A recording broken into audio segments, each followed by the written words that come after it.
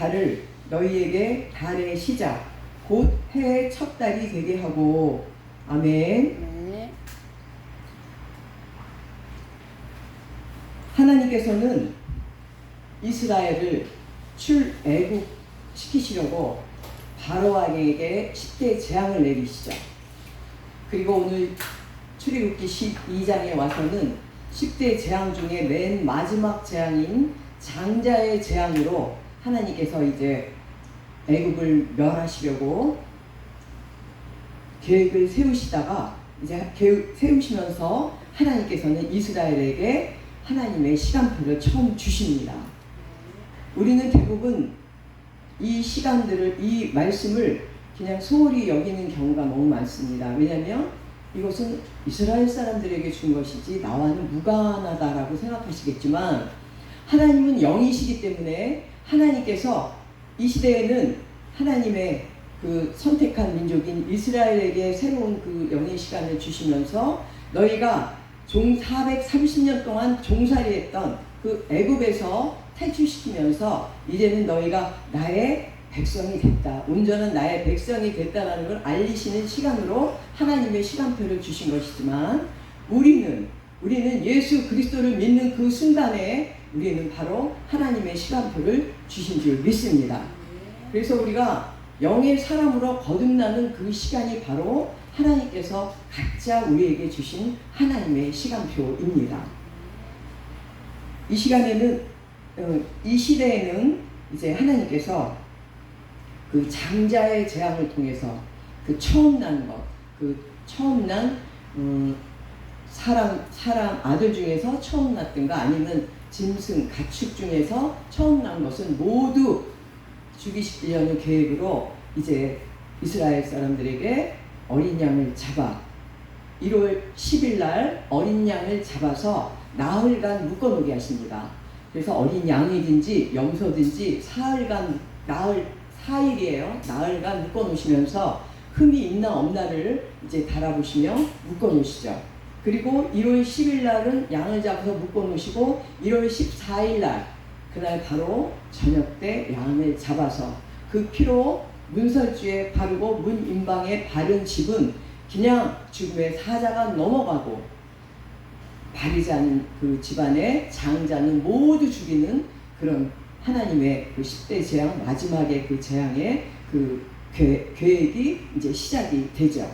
그래서 이때 어땠습니까? 이제 성경을 보게 되면 그 바로의 장자도 죽고, 그 바로 모든 백성의 장자는 모두 죽고, 그리고 애굽 사람이라도 이스라엘 사람들과 친해서 문설주를 발랐던 집들은 그냥 넘어갔다는 거죠.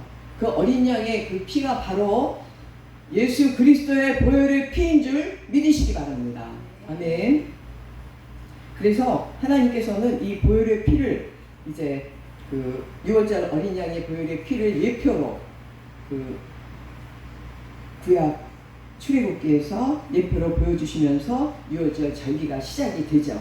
그래서 이스라엘 사람들은 그 7대 절기가 있어요. 이스라엘에 7대 절기가 있는데 그 절기를 모두 하나님의 시간표에 맞춰서 이제 그 지키는데, 그 7대 절기는 6월절, 무교절, 초실절, 그 다음에 오순절, 그 다음에 장막절, 수전절, 불임절, 이렇게 해서 7대 절기를 치고, 또 가장 크게 3대 절기로 나눌 때는 6월절, 그 6월절 안에는 무교절, 초실절이 들어가 있죠. 그 다음에 6월절 다음에 오순절 다음에 장막절인데, 장막절 안에는 그 나팔절과 대속죄일과 장막절이 이제 같이 포함되어 있습니다.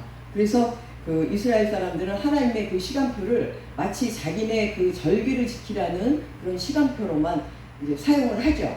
우리나라가 양력과 음력이 있듯이 그 이스라엘 사람들은 태양력도 쓰면서 자기네 나름대로의 그 종교력, 그 민속의 그 종교력을 쓰면서 하나님의 시간표를 그렇게 사용하지만, 지금 이 시대는 어떻습니까? 이 시대에는 이미 영적 이스라엘로 우리가 예수 그리스도의 보혈의 피로 구원받은 우리 영적 이스라엘이 하나님의 시간표 안으로 들어왔다는 것이죠. 그래서 우리는 이 부분을 놓치시면 안 됩니다. 내가 만약 이 세상 사람이랑 다 똑같이 살고 있다면 물론 죽어서 천국 가겠지만 이 땅에서도 우리는 하나님의 백성으로서 하나님의 시간표에 그 하나님의 계획대로 가고 있다는 것을 우리가 깨닫게 된다면 우리는 한 시간도 그냥 어설프게 살아갈 수 없는 것이죠. 그래서 하나님께서 그 계획하신 그 시간표대로 우리는 살아간다라고 생각하면서 하루하루 한 시간 한 시간을 우리는 정말 하나님과 함께 동행하며 살아야 되는 줄 믿습니다. 아멘.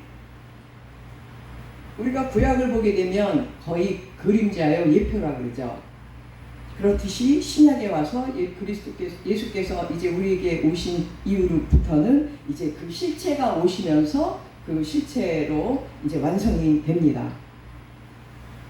예수님은 어떤 분이십니까? 우리가 요한복음 1장 9절을 보게 되면 참빛 곧 각 사람에게 비추는 빛이 있었나니 했죠. 그러니까 예수님께서는 하나님이신 참빛이기 때문에 그 참빛인 하나님께서 직접 인간의 몸을 입고 우리에게 오셨는데 그 참빛은 무엇입니까? 우리가 창세기에 그 첫째 날 하나님께서 빛을 창조하시고 빛과 어둠으로 나누시죠. 그때 그 빛이 바로 영적인 빛인데 참빛은 예수 그리스도로부터 반사된 그 빛을 말하는 것이죠. 그래서 말씀으로 그 빛도 창조하시고 이제 계속 다 사람까지 마지막에 사람까지 다 창조하실 때에 이제 하나님께서 말씀으로 창조하시는데 그때 이미 우리 주 예수 그리스도께서는 하나님과 함께 같이 계시면서 말씀으로 가라사대 하시잖아요. 그 말씀으로 계셨다는 것입니다. 그 말씀이 바로 요한복음 1장 14절을 보게 되면 말씀이 육신되어 우리에게 오셨다라고 말씀하고 있지요. 그리고 이제 요한복음 14장 6절을 보게 되면 내가 길이요 진리요 생명이니 나로 말미암지 않고는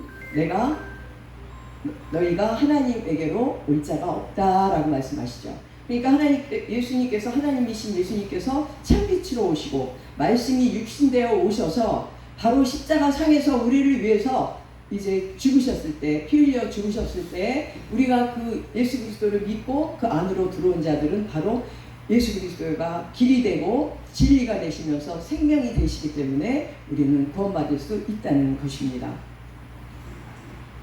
빌립보서 2장 6절로 7절을 보게 되면 그는 근본 하나님의 본체시라고 했죠. 예수님께서는 근본 하나님의 본체신데 종의 형체로 사람의 모양으로 가장 낮은 곳으로 우리와 함께 하시려고 오신 것입니다. 그리하시면서 끝까지 복종하시며 십자가 사건으로 이제 우리의 구원을 이루시기 위해서 우리에게 오신 것이죠. 십자가 사건은 어떻습니까? 바로 우리를 구원시키시고 공중 권세자본 악의 영들을 모두 때려잡으시려고 이미 완성하신 그 십자가 사건이 이제 우리 주 예수 그리스도께서 완성시키신 것이기 때문에 그 6월절 어린 양의 피는 그 애국에서 탈출시키는 그런 그 가시적인 눈에 보이는 그런 탈출이기 때문에 출애굽기 12장 13절을 보게 되면 바로 그 애국 땅을 치시는 하나님의 표적이라고 그랬어요. 6월절 문설주에 발랐던 그 어린 양의 피는 하나님의 표적입니다. 그렇지만 예수 그리스도께서 십자가상에서 흘리신 그 보혈의 피는 하나님의 기적인 줄 믿으시기 바랍니다. 아멘. 그래서 구약은 표적으로 나타나지만 신약에 와서 예수 그리스도께서 오셔서는 바로 기적으로 그 실체를 완성시키시는 것이죠. 아멘. 이제 그 6월절 그 어린 양의 피를 문설주에 바르고 그 다음에 이제 장자의 재앙이 일어나니까 그 바로 왕이 애굽 사람들을 다 나가라 그러죠. 나가라 그러면서 그 다음 날이 바로 무교절이 되고 그 다음 날이 바로 초실절이 됩니다. 여호와의 무교절, 여호와의 초실절인데 이 6월절 이 절기가 바로 십자가 사건을 예표하는 것인데 바로 첫날 문설주에 그 피를 바른 그 피가 바로 예수 그리스도의 보혈의 피고 그 다음날 무교절날 이제 음부로 내려가시는 십자가에서 일단 그 육신은 이제 죽으셨지만 음부에 내려가시는 그런 날이시고 그리고 1월 16일 초실절은 바로 처음 열매로 하나님께 드리는 그런 절기이므로 바로 부활의 첫 열매이신 예수 그리스도의 부활을 의미하는 것입니다. 그래서 6월절은 바로 십자가 사건, 사흘 동안 벌어진 십자가 사건을 예표하는 그림자인 것을 우리 모두 다 이제 다 아시겠지만 이 시간을 통해서 한 번 더 확인하시는 그런 시간이 되시길 주님의 이름으로 축원드립니다. 그래서 구약과 신약은 이렇게 다 짝이 이루어지고 함께 이어지는 것입니다. 그래서 우리가 구약을 바로 알아야만 신약의 예수 그리스도께서 오셔서 어떻게 우리를 새 창조해 나가시는가를 알 수가 있죠. 구약의 천지 창조는 하나님께서 창조를 하셨지만, 인간 창조하셨지만 인간이 완전히 창조로 끝난 것이 아니죠. 그러니까 우리가 죄와 함께 이 땅에 태어날 때 그 죄가 없어짐으로 우리는 구원받는 것이고, 또 구원을 받았지만 예수님께서 십자가상에서 육신의 모든 죄를 안고 다 돌아가셨지만 나의 육신의 죄는 완전히 없어지지가 않았다는 것입니다. 그래서 요한복음 19장 30절에 다 이루었다고 하시는 그 메시지는 바로 내가 육에 속해 있을 때 나의 모든 죄를 예수님께서 십자가상에서 다 안고 죽으신 거지.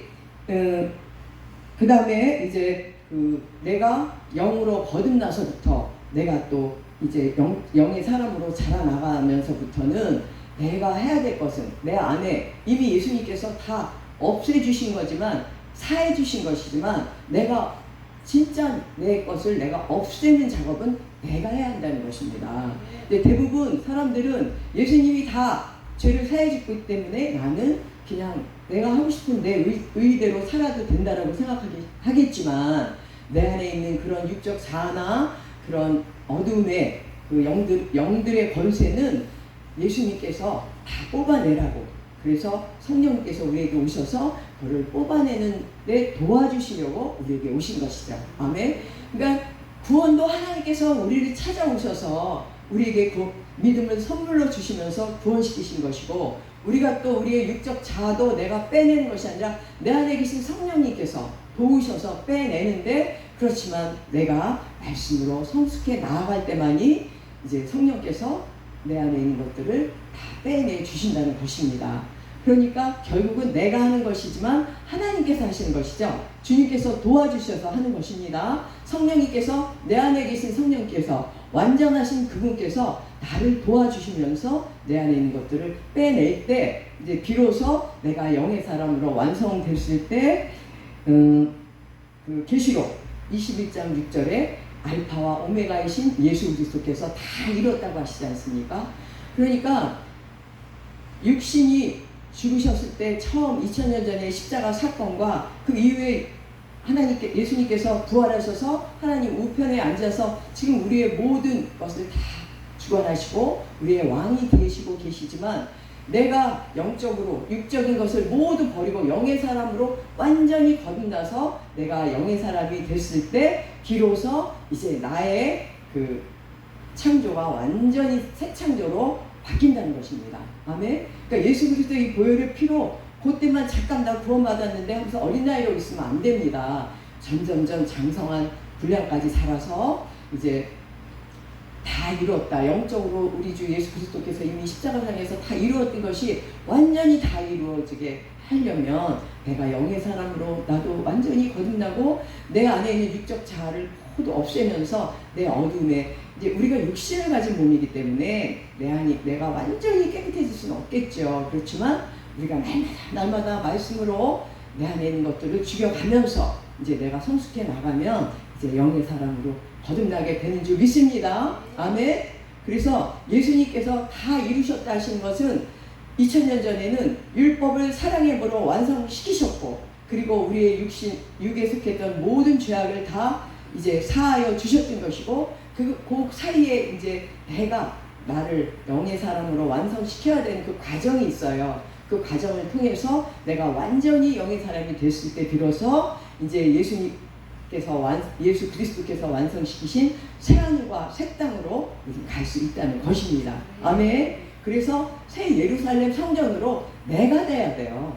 다른 사람이 되는 게 아니라 내가 예루살렘 성전으로, 살아있는 성전으로 내가 거듭나야만 바로 새하늘과 새 땅으로 가서 새 예루살렘 성전이 되어서 이제 영이신 하나님과 함께 영생할 수 있다는 것을 우리는 이제 영의 사람이기 때문에 좀 더 깊이 있게 이제 생각해야 되는 줄 믿습니다. 아멘.